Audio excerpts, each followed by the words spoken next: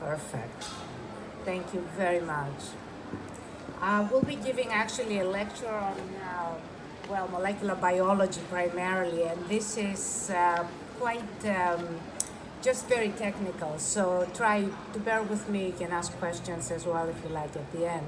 Basically, this is a DNA strand, as you can see on the left, that you have DNA, you have RNA that carries the information, you have the proteins that are made out of the DNA and the RNA information, and you have sensory proteins, and you have sensory proteins and ion channels proteins on the surface of the cells, and then you have action proteins as well.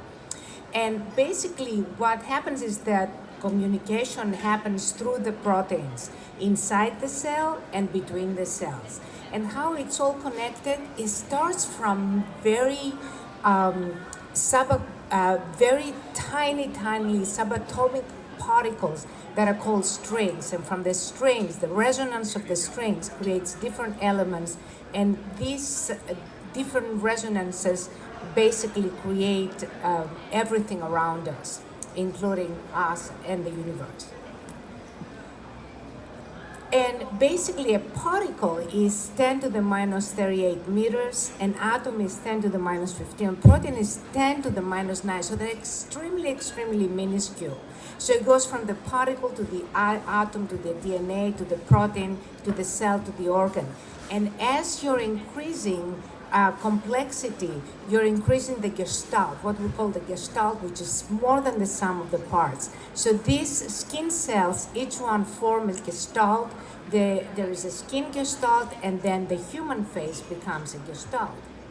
And we can reverse time. There has been Ben Timbret from British Columbia and David Chang from University of Maryland have developed a mathematical formula for time travel. But it's a mathematical formula still. The problem is that as you're increasing in complexity, then the gestalt is more than the sum of the parts.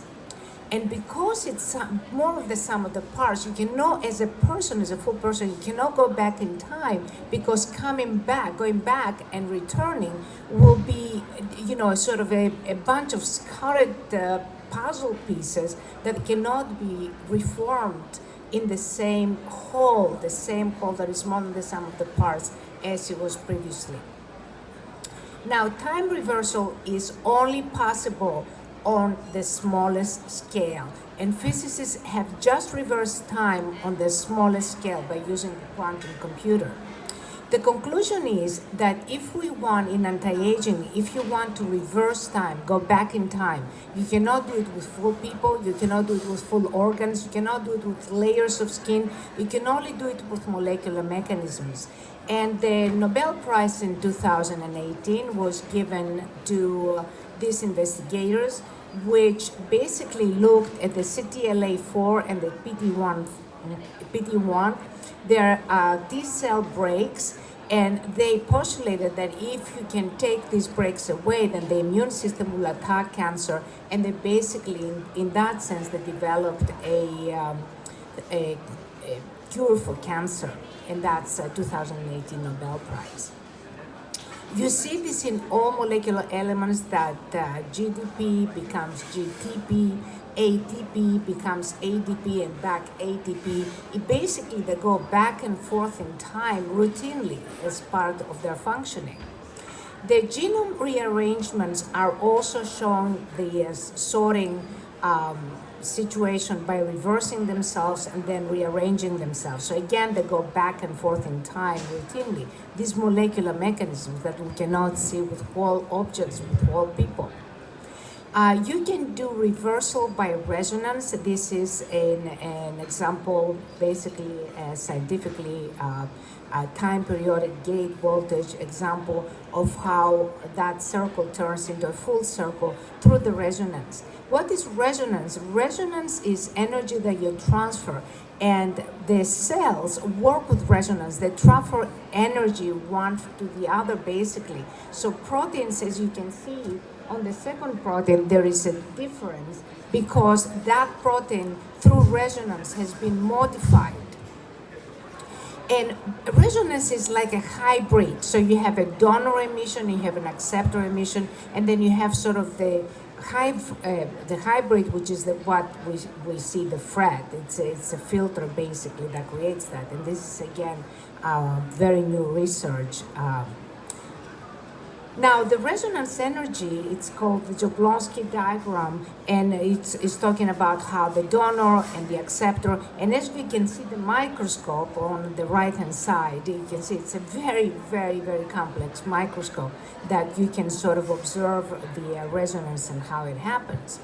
Now, what is the origin of skin disorders? And the origin of skin disorders is in the DNA.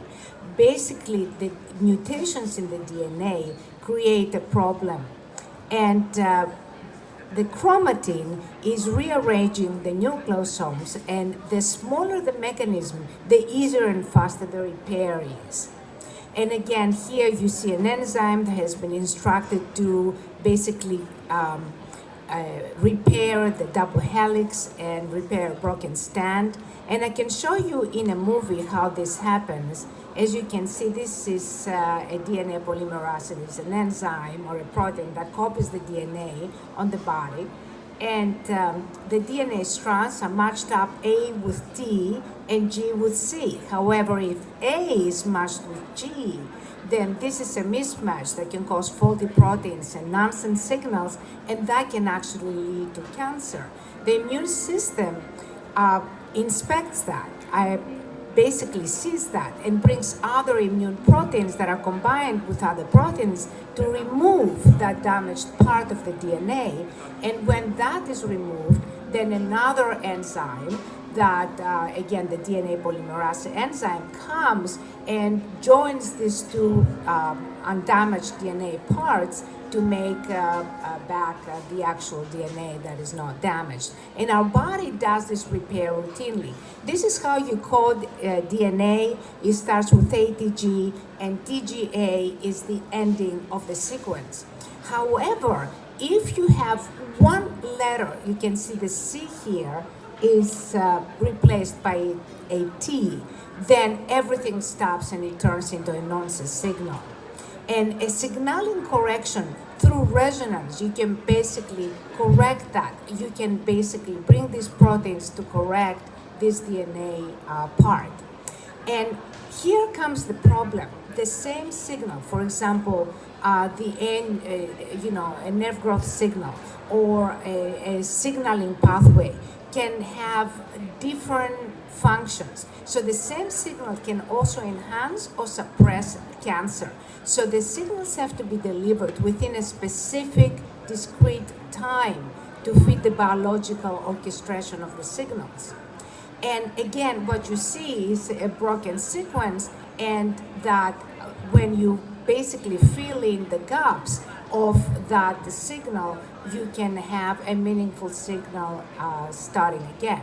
But in our research, what we do, we basically look at how signaling technology can repair faded or degenerated cellular signals, and also it acts as a mega antioxidant because it cleanses the DNA from free radicals through electrons that avoid the DNA breakage, and also the signals reinstate the DNA signals. There's 5 mechanisms of signaling. You basically create the signals. They have to be transmitted in ultra low proprietary energies that you cannot feel, in which case the electrons controlled amplified via ion channels. The signals are emitted in variable discrete times, and there are multiple resonance signals emitted simultaneously to have a mega antioxidant effect. Now here is how you put the signals together. As you can see, it's not an exact science because we're still looking at clusters of signals, and this is how you kind of form different signals. Then you work waveforms, and basically that's composed by different waveforms of different shapes, up to 10,000 of them, and you do it digitally, and then you translate it into unlimited resolution with other components. And the signals have to be delivered in ultra low energies. There is a book that came in 2008 that actually showed the mathematical formula that proved that at certain very low energies, the ion channels of the cells are opening up and they're receiving signals. And as you can see, it's extremely tiny, the microvolts. And the signals, our signals have to be delivered within discrete times because our cells have a circadian clock. This is again, that's in the suprachiasmatic nucleus. And this is the Nobel Prize 2017, where they looked at the signals and how these signals have biological clocks. This is an example from psoriasis, and this is a time-controlled illness. You can see a stadium psoriasis here, another clinical stadium psoriasis. And basically what it is that the question is, can you unboil an egg? And the answer is yes, because the natural proteins that affect the other proteins that leave this part like a fried egg, basically, a tangled mess. What you can do, you can basically renatural protein, we can refold proteins, and this way that's another kind of avenue to kind of cure cancer. Here is how skin damage can happen through proteins. Autophagy is a mechanism that cleanses the system, and skin disorders and aging are the result of aggregated, unfolded proteins. Basically, an unfolded protein gives nonsense signals, and radio frequency, for example, radiation leads to protein denaturation. That's a denatured product. That means it's a damaged protein.